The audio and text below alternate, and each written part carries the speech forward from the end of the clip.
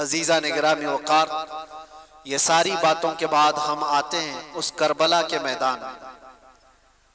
जो खूनी मंजर है वो इसलिए बयान करना जरूरी है कि हमारे हर जवान को ये बात यकीन के साथ मालूम हो जाए कि मुसीबतों से भाग जाने का नाम उसका इलाज नहीं है, मुसीबतों से डटकर मुकाबला करना ही ये हुसैनी ईमान है। और बहुत सारे लोग हमें भी मशवरा देते हैं, बहुत सारे हालात बहुत खराब हैं, हालात बहुत खराब हैं। ऐसे मैंने देखा है इब्तिदाई इस्लाम से लेकर आज तक हालात खराब ही रहे। कब अच्छे हुए थे? क्या आपको इस्लाम की तबलीग करने के लिए फूलों की सेज पर सजा कर लाया जाएगा तभी आप बोलोगे? बहुत सारे लोग ये सोचते हैं हालात बहुत खराब है। मेरे अजीजों, इससे बड़े बड़े हालात खराब होकर गए और अब भी जाएंगे। लेकिन एक बात याद रखना, इन्हीं बुरे हालात के दरमियान इस्लाम का परचम बुलंद करना और अपने नबी पाक सल्लल्लाहु ताला अलैहि वसल्लम की इज्जत पर पहरा देना, ये एक ऐसा तारीखी कदम है। कल को आने वाली नस्लों का ईमान भी तुमसे जुड़ा हुआ, कल को आने वाली नस्लों के जज्बे और उनके हौसले भी तुम्हारी जिंदगियों से जुड़े हुए हैं। आज अगर तुम बुज़दिल हो गए, फिसल गए, तो कल तो वो लोग पूछेंगे मोहम्मद किसका नाम था। माअज़ल्लाह रब्बिल आलमीन। अगर आज तुम मसलहतों के पर्दों में छुप करके रहे, हाँ ज्यादा से ज्यादा हमारे साथ क्या होने वाला है वो सबको पता है, अंजाम क्या हो सकता है। इस दुनिया में सबसे ज्यादा यही हो सकता है, मौत आएगी। और सुन्नियों, इस बात से अगर खौफ है तो फिर करबला सुनते क्यों? करबला की दास्तानें क्या मजे लेकर सुनने के लिए? सैयदुश्शुहदा इमाम अली मकाम रदियल्लाहु ताला अन्हु को देखो, जिंदगियां पूरी कुर्बान की हैं उस मैदान में, और अपनी नहीं। एक बात मैं आपको बताऊं, आदमी अपनी मुसीबत तो बर्दाश्त कर लेता, अपने रिश्तेदारों की मुसीबत बहुत मुश्किल है। तुम अपने सामने अपनी माँ को तड़पता हुआ नहीं देख पाओगे, अपने बच्चों की हल्के बुखार को भी नहीं देख पाओगे। मुझे कुछ सालों पहले की बात है, मैं अपनी प्रैक्टिकल लाइफ ही आपके सामने अर्ज कर रहा हूँ। 2 साल का मेरा बच्चा था, उंगली उसकी दरवाजे पे फंस गई थी, कट गई और लटक गई इतनी तेजी से कि दरवाजा आधी उंगली को काट दिया। और बेचैनी इतनी बेकरारी के उठाकर मैं भी भागता हुआ हॉस्पिटल पहुंचा। और भी थे 2 लोग। छोटा बच्चा 2 साल का हो और वो चीख रहा है, उसकी चीखों से हमारी रूह बेकरार है। डॉक्टर के पास ले गए, डॉक्टर ने देखा, फौरन पकड़कर खून बंद किया और उसके बाद कहा इसको टाके लगाने पड़ेंगे। टाके लगाए बगैर ये कट के गिर सकती हूँ। हमने कहा उस फौरन जो भी फैसला लेना है। नर्स डॉक्टर मिलकर मेरे बच्चे को अंदर ले जाते, हमें कहते आप मत आना, आप बाहर खड़े रहो, क्योंकि बाप और माँ की बेकरारी और बेचैनी देखते हैं। डॉक्टर कहा कि हमारे काम में खलल होगा। मैं कहा मैं देखूंगा। कहा नहीं देख सकोगे। और हकीकत बात है मेरे अजीजों, अंदर जाने की हिम्मत नहीं हुई, इसलिए कि जब वो लोग टाके लगा रहे थे, अल्लाह, कोई बेहोशी की दवा वगैरह नहीं, ऐसे ही टाके लगाए जा रहे थे और बच्चे की चीख से पूरा हॉस्पिटल गूंज रहा था। सच बताऊं, हमारे आंसू है कि थमते नहीं थे, बेकरारी है कि रुकती नहीं थी। जल्दी से जाऊं बच्चे को उठा लूं, जल्दी से जाऊं सीने से लगा लूं। दूर से पुकारता रहा, बेटा बस थोड़ा और, बस थोड़ा और, हो गया हो गया, खत्म हो गया। ये बेकरारी मुझे आज भी याद आती है।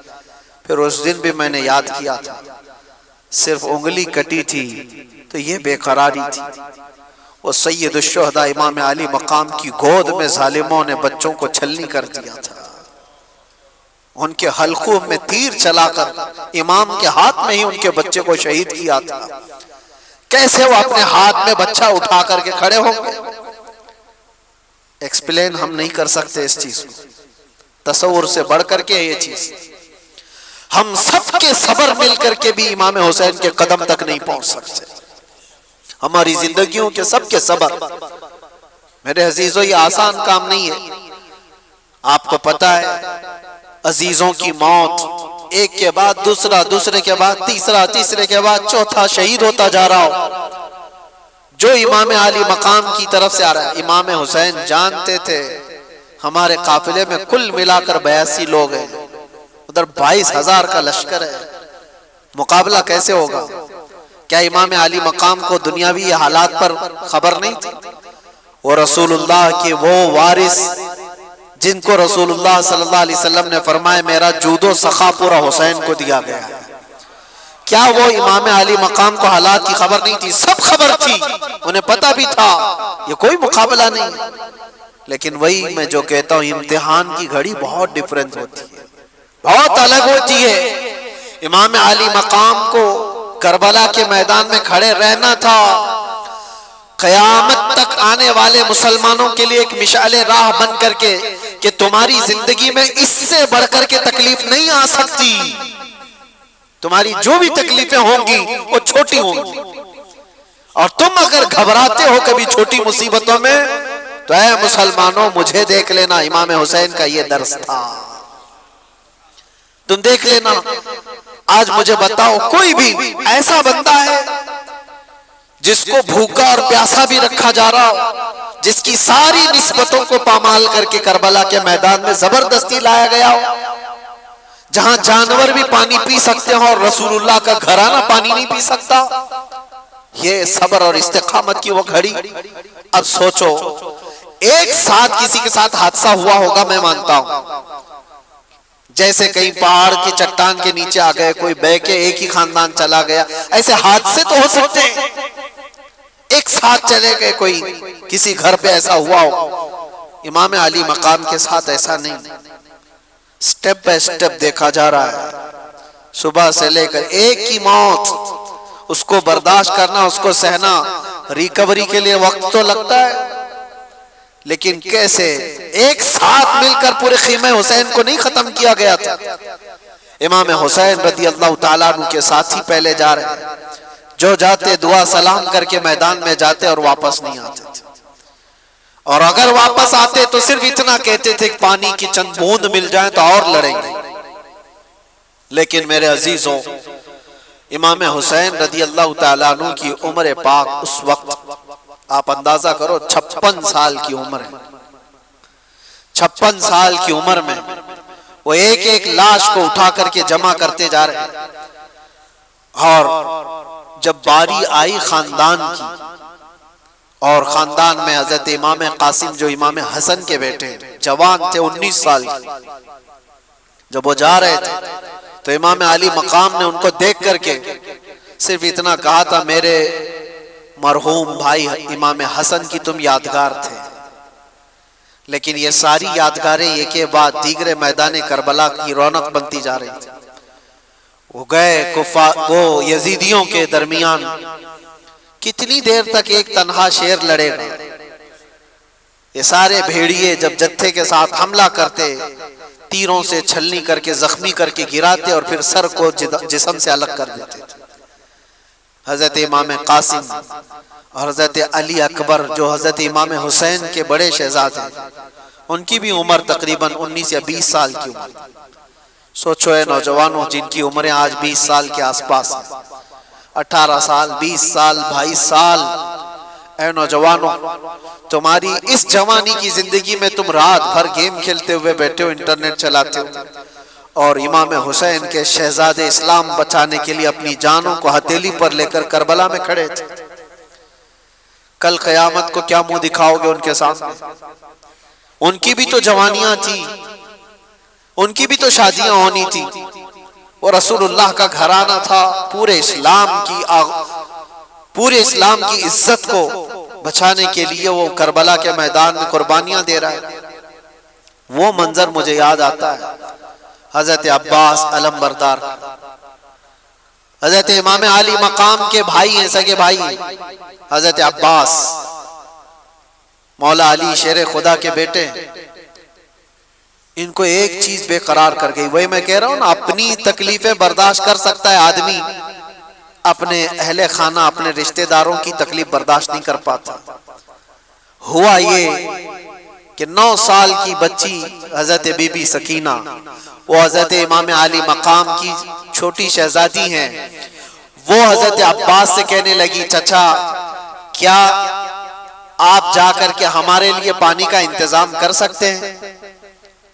तो हजरत अब्बास से अब रहा ना गया, अपनी प्यास तो बर्दाश्त कर सकते हैं, बच्चों की प्यास के लिए कैसे बर्दाश्त करें? हजरत अब्बास कहते हैं कि बेटी सकीना मैं तेरे लिए पानी लाता हूं। या तवज्जो, वो गए, किसी तरह से वो जवां मर्दी जो हैदर कर्रार के शहजादों में वो कहीं नहीं मिल सकती, सारे इन यजीदियों के नरगे को फलानते हुए दरियाए फुरात पर गए भी और मशकेजा पानी का भर लिया। एक बात मैं आपको कहता हूं, 3 दिन के भूखे और प्यासे, वो भी तो भूखे और प्यासे थे, दरियाए फुरात पर पहुंच भी गए, पानी भर भी लिया। खीमा इमाम हुसैन पर पानी लाना ये बात की बात थी, लेकिन चुल्लू में तो खुद के पानी था, पहले खुद भी तो पी सकते थे। इमाम हुसैन के खीमे तक पानी पहुंचाने के लिए वो आए जरूर थे, लेकिन खुद भी तो 3 दिन के प्यासे हैं, पी लेते। चुल्लू भर पानी उठाया और फेंक दिया। कहा कि ये गैरत मेरी गवारा नहीं करती कि हुसैन के घर वाले प्यासे और मैं पानी पी रहा हूं। रसूलुल्लाह का लाडला नवासा प्यास में हो और मैं यहां अपनी प्यास बुझा रहा हूं, एक कतरा पानी नहीं पिया। ये कैसा ईमान था, कोई भी हो अपनी प्यास से बुझा लेता, लेकिन रसूलुल्लाह के इस घराने की कितनी मिसालें आपके सामने। हजरत अब्बास मशकेज़े से पानी लेकर के वो जब वापस लौट रहे थे, यजीदियों में शोर मच गया कि अगर ये पानी गया वापस तो लड़ाई लंबी हो जाएगी, हम मुकाबला नहीं कर पाएंगे हैदर कर्रार के शेरों का, किसी तरह से ये पानी खत्म कर। किसी जालिम ने आकर हजरत अब्बास के दाएं मोंडे पर तलवार मारी तो हाथ ही कट के गिर गया। ये कोई मैं ठोकर लगकर चमड़ी निकलने की बात नहीं कर रहा हूं, हाथ कट के गिरा हो जिसपे मशकेजा पानी का पकड़ा हुआ था। हजरत अब्बास ने कहा बाएं हाथ से उठा लेता, हिम्मत नहीं हारी, पानी मुझे सकीना को पिलाना है। जब वो दूसरे हाथ में पानी उठाकर दौड़ रहे थे तो यजीदियों ने ये हाथ को भी काट दिया, ये हाथ भी काट दिया। जिसके बाजुओं के दोनों हाथ काट दिए हो उसकी कैफियत क्या हो, क्या दर्द नहीं होता होगा, क्या तड़प नहीं होती होगी, लेकिन उनके अंदर एक ही धुन थी कि मुझे पानी पिलाना है खीमा हुसैन। जो वहां बच्चे प्यासे हैं, अपने दांतों से पकड़ लिया मशकेज़े, कहा मैं इस तरह से जाऊंगा बगैर हाथों। यजीदी जालिमों ने देखा कि हार नहीं मानता है, तो तीरों से छलनी कर कर करके उस मशकेज़े का पूरा पानी बहा दिया। हजरत अब्बास कहते हैं अब मेरी हिम्मत खत्म हो गई। हजरत अब्बास कहते हैं अब मैं नहीं जा सकता खीमा इमाम हुसैन की तरफ। गिर गए, जख्मों से चूर चूर थे, खून रस रहा हो दोनों बाजुओं से और पानी भी खत्म, सारी चीजें खत्म हो गई। तो जालिमों ने देखा कि अब्बास गिर गए जमीन पर, तो किसी यजीद ने आकर के आपके सीने पे नेजा मारकर शहीद कर दिया। ये वो मंजर था। इमाम हुसैन दौड़ते हुए आए अपने इस छोटे भाई को उठाने के लिए। इमाम हुसैन के सगे भाइयों में ये छोटे भाई अकेले थे करबला के मैदान में। आकर देखा तो दोनों बाजू कटे हुए हैं और पूरा जिस्म जख्मियों से चूर है और नेजा सीने पर लगा हुआ।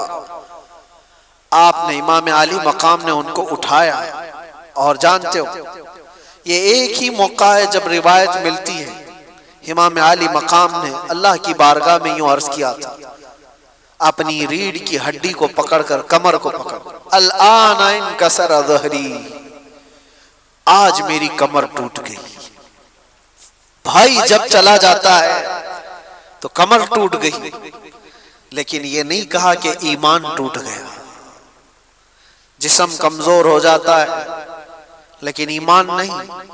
इमाम आली मकाम आए वापस खीमे में, बीबी सकीना वैसी प्यासी थी, आपकी अहलिया वैसी प्यासी, आपके घर के बच्चे वैसी प्यासी। वह मंजर क्या अजीब मंजर है। मुझे बात याद आती, आज से 1 साल पहले जब मैं करबला के वाकयात में जेल के अंदर भी सुना रहा था, तो जो गैर मुस्लिम है वो भी रो रहे थे। गैर मुस्लिम जिनका ईमान नहीं है, इमाम अली मकाम के घराने की इन शहादतों को सुनकर वो भी रो रहे थे। ये सानहा ऐसा है। अंदर की बीवियों ने आकर इमाम अली मकाम से कहा कि मौला, उनको तकलीफ हमसे है, दुश्मनी हमारे से, हमारा 6 महीने का जो नन्ना अली असगर है इससे तो नहीं है दुश्मनी। अब सीने में दूध सूख गया है, इस बच्चे को ले जाएं, शायद इसको कुछ पानी के कतरात वो हलक में डाल दें ताकि इसकी प्यास कम हो जाए। इमाम अली मकाम ने अपनी बीवी की बात सुन करके इस नन्हे अली असगर को उठाकर मैदान में तशरीफ लाए थे। एक बात याद रखें, जिसके सर पर हवस तारी हो उससे कभी कोई उम्मीद नहीं लगाई जा सकती, कभी रहम की उम्मीद नहीं कर सकते। इमाम अली मकाम ने यजीदियों को पुकार कर कहा, मेरे बच्चे ने तुम्हारे साथ कुछ नहीं किया, ये तो बोलता भी नहीं, 6 महीने का है, लेकिन देखो इसकी माँ के सीने से दूध सूख गया है, तुम इसको कुछ पानी पिला दो। जालिमों ने इमाम अली मकाम की तकरीर सुनकर के दूर से तीर चलाया और वो तीर सीधे अली असगर की गर्दन पे आकर लगा। निशाना ऐसा था कि हल्कों पर आकर लग गया और खून का फव्वारा इमाम अली मकाम के चेहरे पर आकर पड़ा। वो कैसा मंजर होगा जब बाप अपने बेटे की लाश को लेकर खड़ा हो। जल्दी से इमाम अली मकाम ने अपने बच्चे को छुपा लिया, सीने से लगा लिया, चेहरे से खून को साफ किया। ये नहीं कि मातम करूं, रो दो, चिल्लाऊं। अल्लाह की बारगाह में इतना कहा कि मौला मेरी ये छोटी कुर्बानी को भी कबूल फरमा ले। 6 महीने का बच्चा जिस बाप की गोद में शहीद हो चुका हो, उसका क्या हाल होना चाहिए। सीने से लगाया, बच्चा हिचकियां लेते हुए खामोश हो चुका था। लेकिन सबसे बड़ा कठिन मरहला ये था कि बच्चे को मां के हवाले भी तो करना है। जब वो खीमे की तरफ लेकर के आए तो खीमे की खवातीन ने पुकार करके कहा, मौला इमाम हुसैन लगता है कि बच्चे को पानी पिला कर लाए, इसलिए कि बच्चे के रोने की आवाज नहीं आ रही, बच्चे के चीखने की आवाजें नहीं आ रही।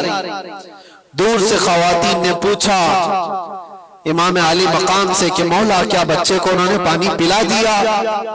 इमाम अली मकाम ने कहा, हाँ उन्होंने ऐसा पानी पिलाया कि इसके बाद तुम्हारा बच्चा कभी पानी नहीं मांगेगा, इसलिए कि इसके मुकद्दर में यहाँ का पानी नहीं था। इसको पानी ये जालिम क्या पिलाते, इसको पानी तो रसूलुल्लाह के हाथ से पीना था। नबी पाक सल्लल्लाहु अलैहि वसल्लम के हाथ से जामे कौसरी से पीना था।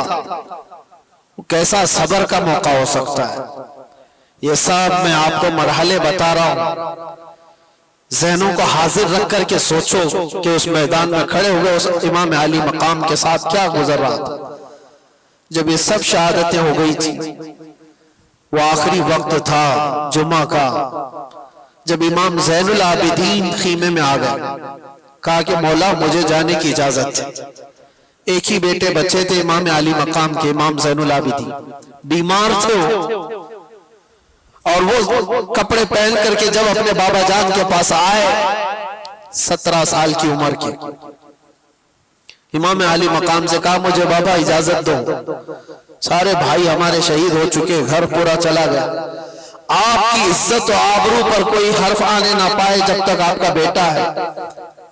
इमाम अली मकाम ने उनको पकड़कर बिठाया, कहा उनको मसला मुझसे है, मेरे मर जाने के बाद वो तुम्हारे से कोई मुआखजा नहीं करेंगे, लेकिन अगर तुम गए शहीद हो गए तो उसके बाद वो मुझे भी मारेंगे। लेकिन बेटा इमाम ज़ैनुल आबिदीन से इमाम अली मकाम कहते हैं तुम्हारा रहना इसलिए जरूरी है कि हुसैनी सादात की नस्ल तुमसे चलेगी, मेरा खानदान तुमसे चलने वाला है, इमाम ज़ैनुल आबिदीन को घर में रोक दिया गया और इमाम हुसैन के निकलने का वक्त था। अल्लाहु अकबर। किताब में जब भी पढ़ता हूँ इन वाकयात को आंखें भीग जाती हैं, रोंगटे कांपने लगते हैं। सैयदा ज़ैनब उन्हें कपड़े पहना रही थी, वो तबरुकात दे रही थी जो रसूलुल्लाह सल्लल्लाहु अलैहि वसल्लम के तबरुकात उनके पास थे। हैदर कर्रार की तलवार उनके पास थी, अमीर हमजा के तबरुकात, जाफर तैयार का पट्टा, ये सब इमाम हुसैन को उनकी सगी बहन पहना रही थी। और ये कह करके कि काश अगर मेरी माँ फातिमा ज़हरा आज होती तो ये काम वो कर रही होती। इमाम आली मकाम को उनकी बहन ने हौसला दिया और कहा कैफी अमानिल्लाह, आप अल्लाह के रास्ते पर जा रहे हैं, हमारी तरफ से कोई फिक्र की जरूरत नहीं, हम औरतों की तरफ से आप बेखौफ रहे। वो औरतें कैसा सब्र लेकर थी, कैसी इस्तिकामत। इमाम आली मकाम आखिरी मर्तबा उस घोड़े पर सवार थे। लेकिन तारीख निगारों ने यह भी बताया कि घोड़ा आगे बढ़ता नहीं था। जो इमाम आली मकाम का घोड़ा हमेशा सफर में रहना, घोड़ा मैदान जंग में आगे बढ़ नहीं रहा था। तो आपने उतर करके देखा तो घोड़े की दोनों टांगों को बीबी सकीना पकड़ी हुई बैठी थी और वो ये इल्तिजाएं कर रही थी कि बाबा को मत ले जाना, इसलिए कि जो गया वापस नहीं आया। इमाम आली मकाम ने अपनी बेटी को उठाया और कहा तेरा बाप यहाँ पर एक अजीम इम्तिहान के लिए उतारा गया है, मेरी शहादत पर नोहा मत करना, मेरी शहादत पर माथा मत पीटना, मेरी शहादत पर बाल ना नोचना, अल्लाह की रजा पर राजी रहना और मुस्तफा की शरीयत की हिफाजत करना। यह आखिरी वसीयत थी अपनी बेटी को।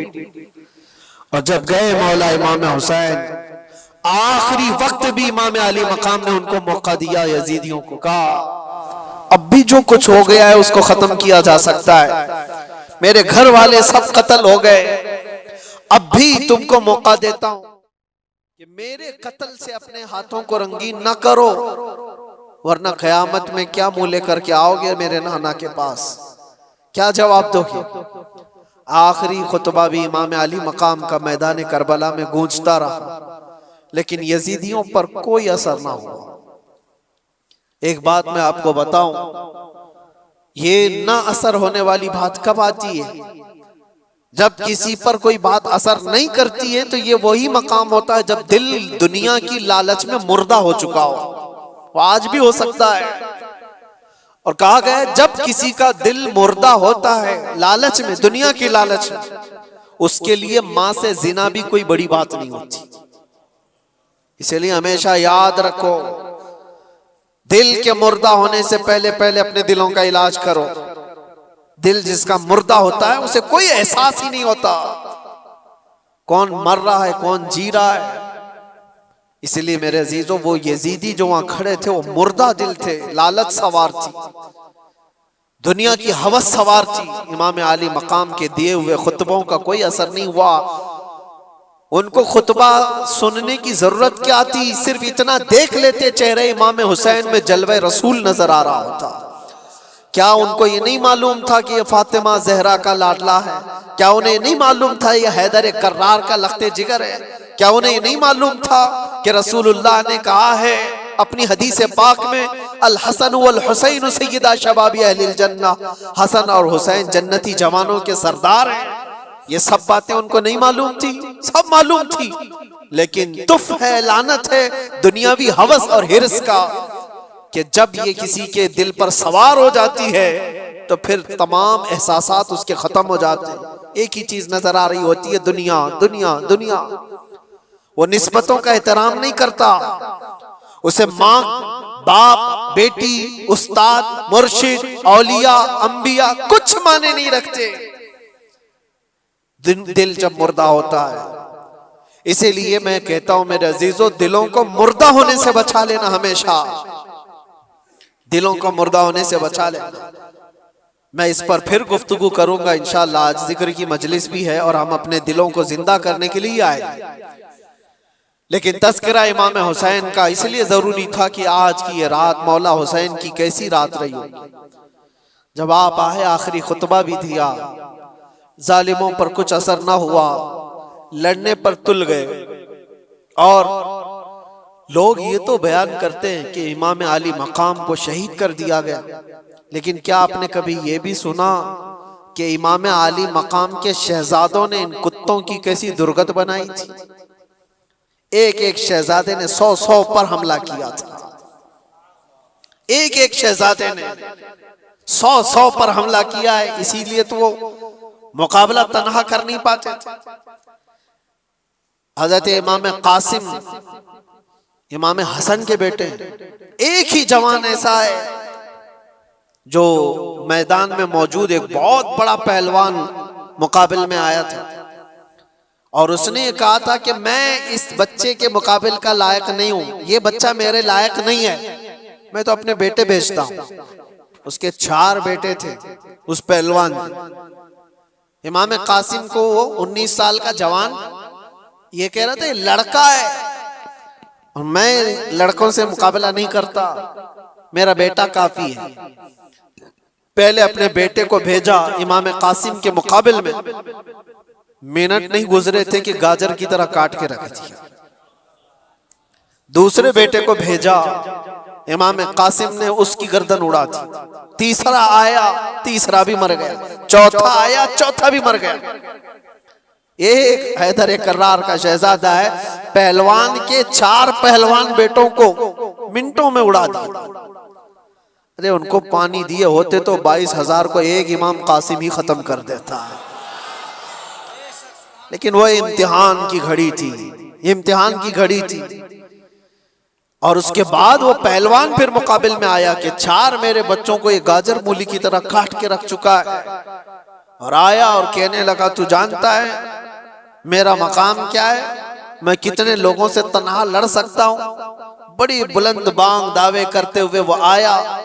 इमाम कासिम ने कहा, सुना तो बहुत है तेरे चर्चे, तू बहुत बड़ा पहलवान है, लेकिन मैं देख करके अफसोस कर रहा हूं कि तुझे घोड़े की ज़ेन बांधने का तरीका भी नहीं आता।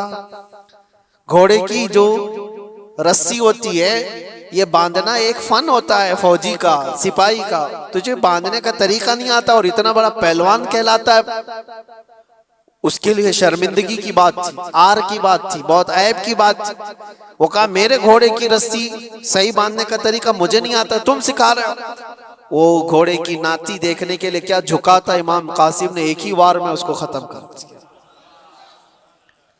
ये मंजर हैदर कर्रार के बेटों का था।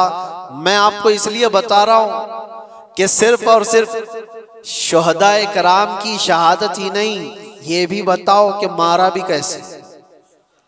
इमाम हुसैन का जज्बा सिर्फ ये नहीं कि कुछ आ जाए तो मर जाओ, कट जाओ, नहीं। इमाम अली मकाम ने कहा है कि मर जाना और कट जाना ये मुकद्दर में होगा, अल्लाह ताला ने लिखा होगा तो होगा, लेकिन उस वक्त के आने से पहले पहले तक अपने ज़मीर का सौदा करके किसी से हाथ मिलाना ये हुसैनी ईमान नहीं है। जब तक दम में दम है मुकाबला करो, हाथ तुम्हारा होगा, मार अल्लाह की होगी। मुकाबला करो। कभी ये मत सोचना कि मैं तन्हा कुत्तों में घिर गया हूं। कोशिश तो करके देखो, होता है मेरे अजीजों। बहुत मकामात पर हाथ तुम्हारा होगा, मार अल्लाह की होगी।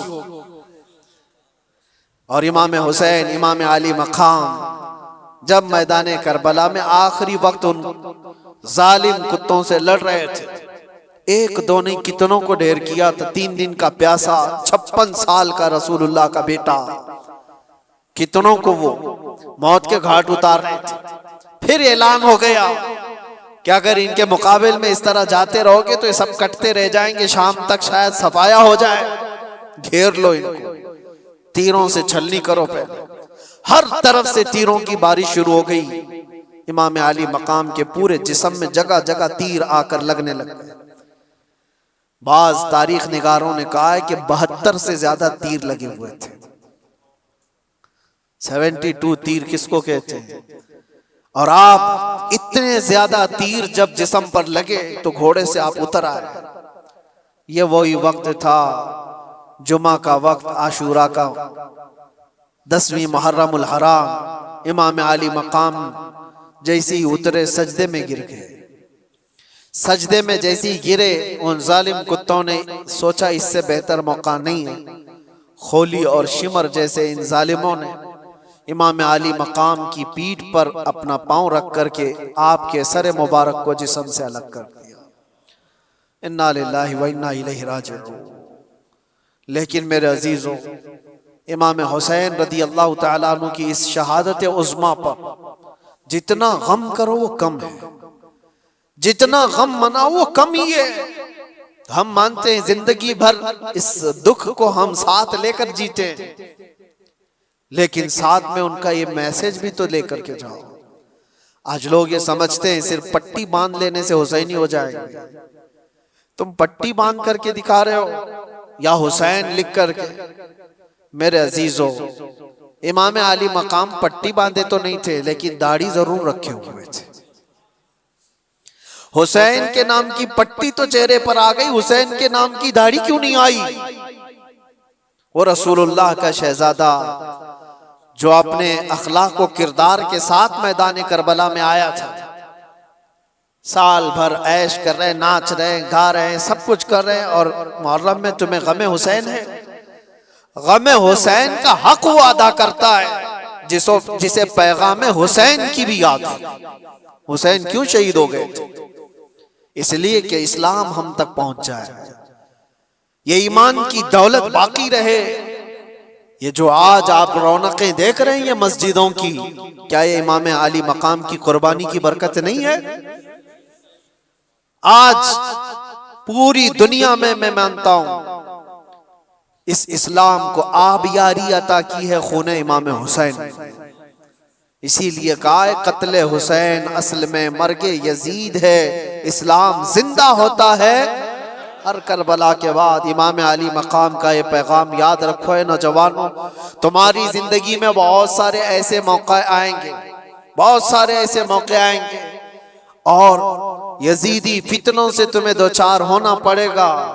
लेकिन इसका मतलब ये नहीं है कि तुम सर छुपाकर भाग जाओ। मसलहतें अपनी जगह पर, हिकमतें अपनी जगह पर, तदाबीर अपनी जगह पर, लेकिन किसी पर अगर सवार हो जाए कोई चीज तो फिर हटना भी नहीं, हक के साथ कायम रहना यह हुसैनी ईमान है। हक के साथ कायम रहना यह हुसैनी ईमान। आज हमसे जो लोग ये कहते हैं, मैं मानता हूं कि हालात ऐसे हैं वैसे हैं, जरूर ऐसे वैसे होंगे, लेकिन अगर सब चीजों से बचकर की भी चले जाएं तो मशवरे देने वाले मुझे बताओ, मेरी जिंदगी की गारंटी दे दो कि कुछ ना बोलोगे तो 100 साल आप जी लेंगे। गारंटी दोगे? कोई है जो हमारी हयात और हमारी जिंदगी की गारंटी देगा? वो साहब भी यही कहेंगे गारंटी क्या, एक दिन की भी मैं नहीं दे सकता। जब नहीं दे सकते तो मशवरा क्यों देते हो? हमारी जिंदगी की गारंटी नहीं ले सकते अपने हाथ में तो ऐसी बुज़दिली का मशवरा न दो। हाँ, हमें मालूम है मौत और हयात अल्लाह के दस्ते कुदरत में है।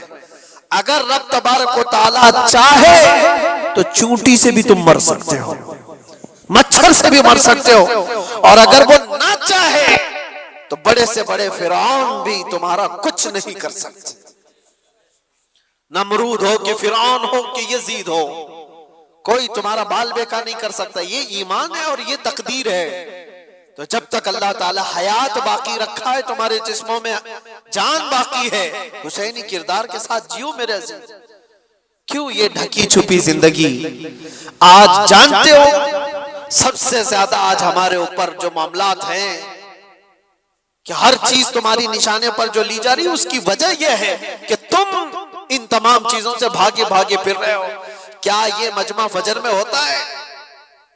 इन मस्जिदों में जो वीरानी है, तो जाहिर सी बात है हमने अपने हाथों से जब इस्लाम को नुकसान पहुंचाना शुरू किया तो खैरों के आज लगाए हुए इल्जामात और उनके दिए हुए मुसीबतों का वावेला क्यों मचाते हो?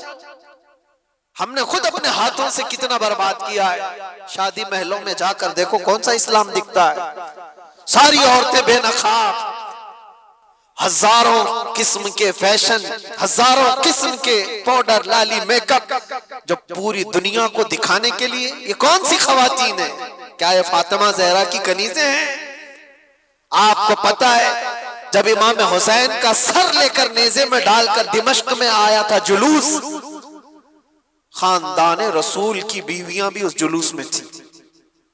इमाम हुसैन की बीवियां, इमाम हुसैन की बहन, इमाम हुसैन की बेटी, सब उस जुलूस में कैदी बना करके यजीद के दरबार में ले जाए जा रहे थे। एक वाकया बताता हूं, जब दिमश्क पहुंचा ये जुलूस, नेज़े पर इमाम हुसैन का सर है और आगे लेकर चला जा रहा है काफिला, और साथ में औरतें भी हैं।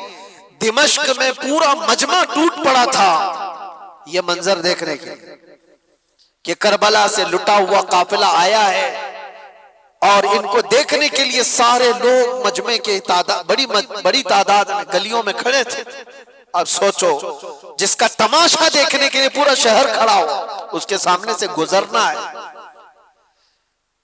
उस मजमे के बीच में एक बूढ़े सहाबी थे, रसूलुल्लाह सल्लल्लाहु अलैहि वसल्लम के सहाबी।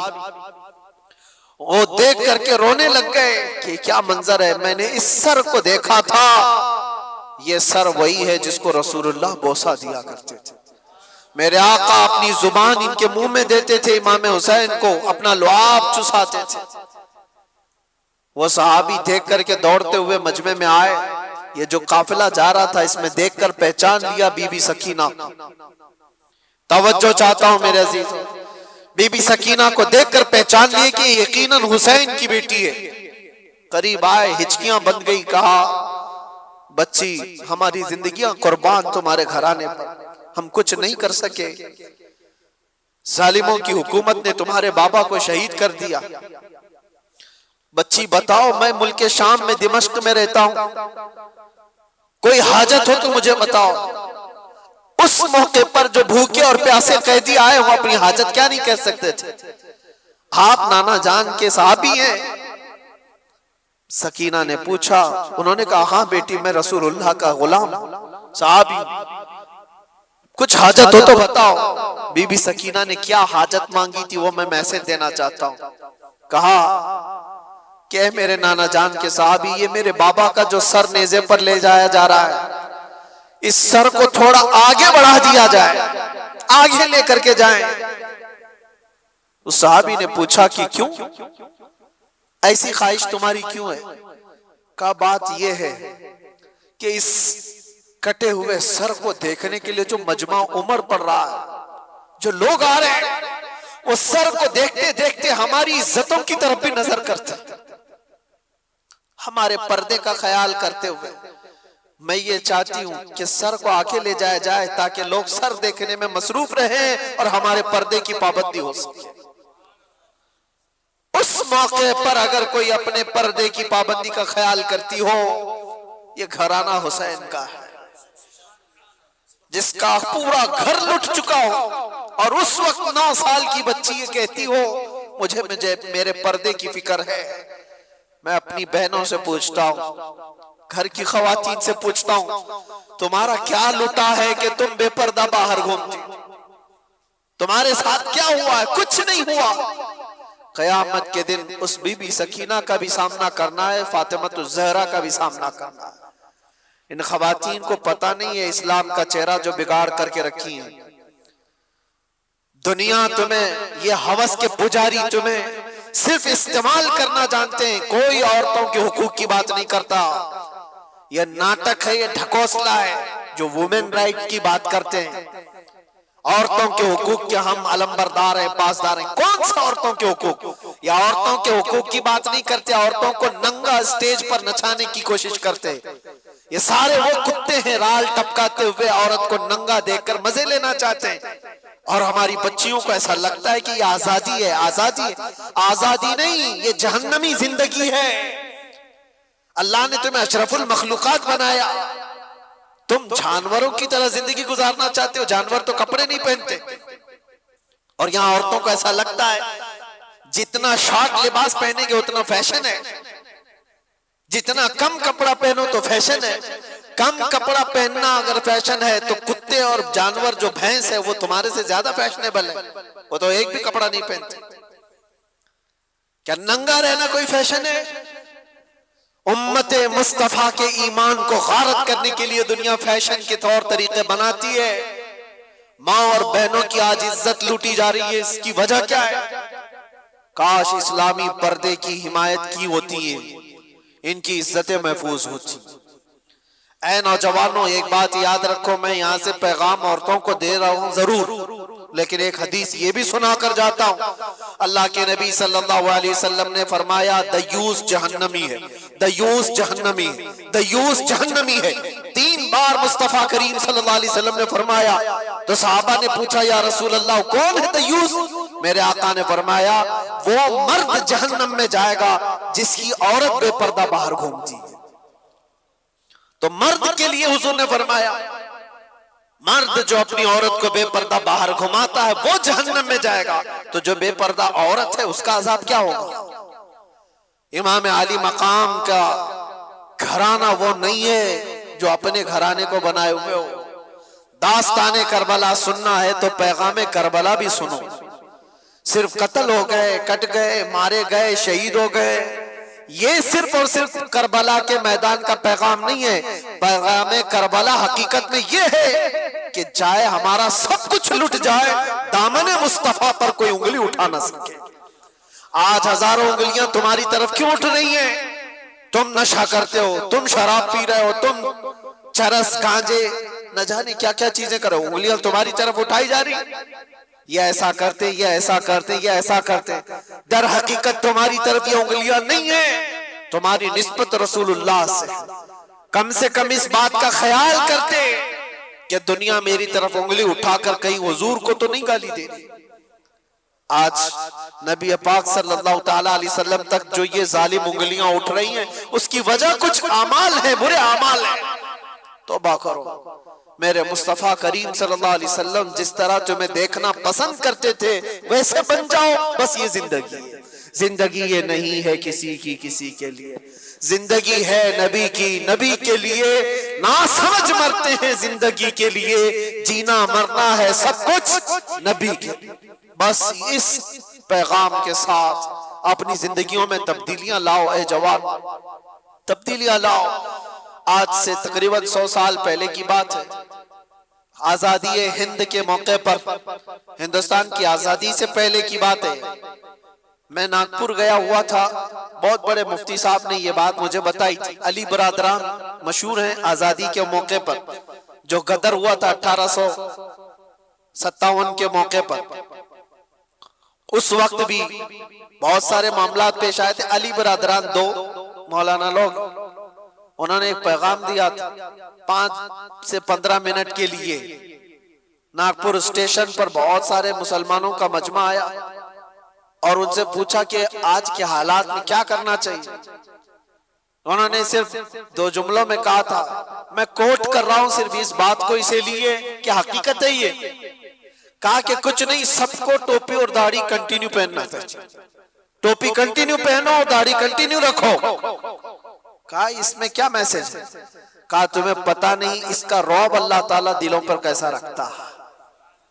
तुम्हें कुछ करने की जरूरत नहीं, अखलाके रसूल में एक बार मलबूस हो जाओ। मेरे अजीजों, ना तुम्हें तलवार भाले नेज़े उठाने की जरूरत है, ना तुम्हें जंगो जिदाल की जरूरत है। तुम एक बार मुस्तफा करीम सल्लल्लाहु ताला अलैहि वसल्लम की सुन्नतों को अमल में ले आओ, ऐसी ही तुम्हारी चलत फिरत से कितने कीड़े मर जाएंगे। ऐसी तुम्हें अंदाजा भी नहीं है। अल्लाह तबारक व तआला इसका रौब रखा है, चेहरे रसूल का रौब है, दामन इस्लाम का एक रौब है। आपको उसका अंदाजा नहीं है, लेकिन दूसरों को अंदाजा है।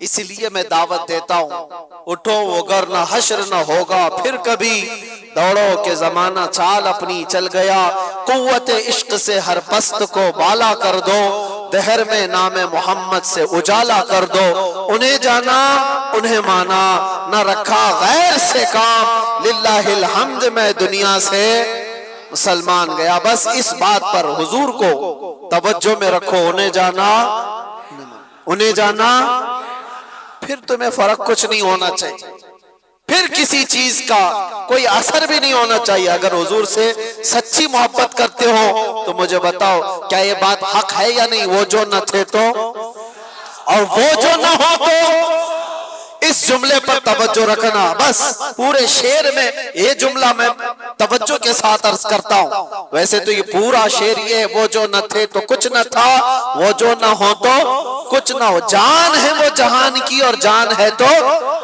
लेकिन इस पूरे शेर में सिर्फ इतना जुमला याद रखना, वो जो ना हो तो, बस वो जो ना हो तो हमारी जिंदगी कुछ नहीं। हमारे नाम के साथ वो जो ना हो तो, हमारी कब्र में भी वो जो ना हो तो, कयामत में भी वो जो ना हो तो, कहीं अजानों में वो जो ना हो तो, कुरान में वो जो ना हो तो, हर जगह पर ये जुमला याद रखना, वो जो ना हो तो। इसीलिए इकबाल ने भी कहा था, आबरूए मां जना में मुस्तफा अस, हम सब की इज्जत तो आबरू मुस्तफा के नाम से है। हर चे दरी दुनिया बादे मुस्तफा अस, जो कुछ भी इस दुनिया में है वो मुस्तफा के बाद, हुजूर के बाद। यही पैगाम इमाम आली मकाम का था। आखिरी बात, और इसके बाद हम दुआ करते हैं, जिक्र के लिए मजमा ज्यादा है। आखिरी बात इमाम आली मकाम के लिए ये एक चीज, कुरान की आयत मैंने तिलावत की, आपने सुना था, वला तक़ूलू लिमन युक़तलु फ़ी सबीलिल्लाहि अमवात। ये देखो आम लोगों को भी आयत याद है, जिसका मतलब क्या है? अल्लाह फरमाता है अल्लाह की राह में जो मारे जाएं उन्हें मुर्दा, सबको पता है, बल्कि वो कौन कह रहा है? खालिक़े कायनात, वो कह रहा है बल्कि वो जिंदा है। तुम्हें उसका शऊर नहीं, तुम्हें उसका शऊर नहीं, तुम्हें अंदाजा नहीं, वो जिंदा है। ये कुरान गवाही दे रहा है शहीदों की जिंदगी। अब मुझे बताओ, इमाम हुसैन जिंदा है या नहीं? तो जिंदा जावेद का हम मातम नहीं करते, जिंदा जावेद का हम।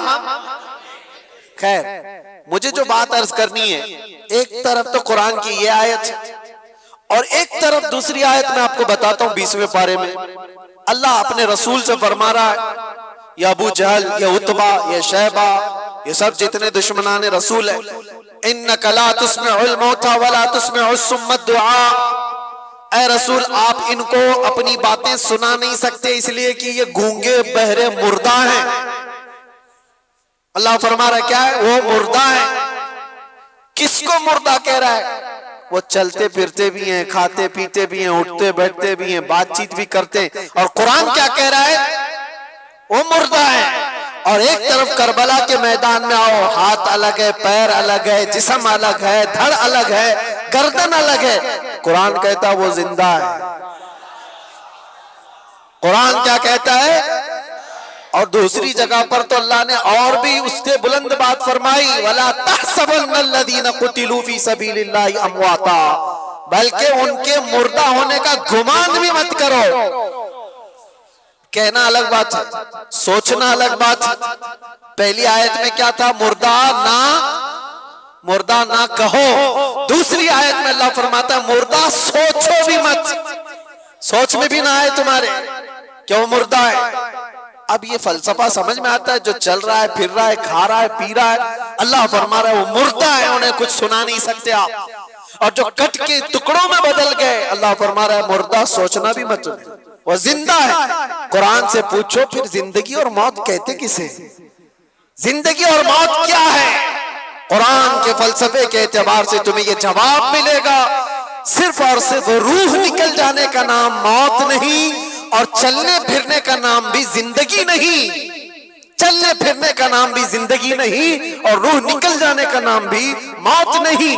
हकीकत में मौत और हयात क्या है? सुनो कुरान के फैसले में कि अगर नबी पाक की दुश्मनी पालकर बादशाह की कुर्सी पर भी बैठ जाए वो मुर्दा है, और नबी की इज्जत का परचम उठाकर 1000 टुकड़ों में भी बदल जाए वो जिंदा है।